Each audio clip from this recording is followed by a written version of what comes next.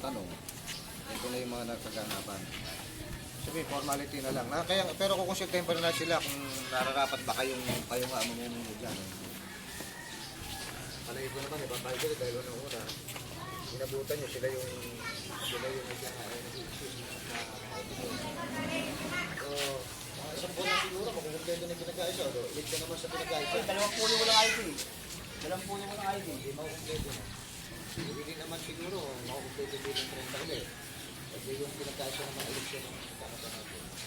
Pero yung Kung paano doon yung si mga... Pres mamumuno ngayon sa Yung mga miyembro dati nila, yung mga taga rito mismo. Gagawin natin yun. Nakatake niya yung dito yun. Ano pa paano? Para makita. Pero ipapalit ba?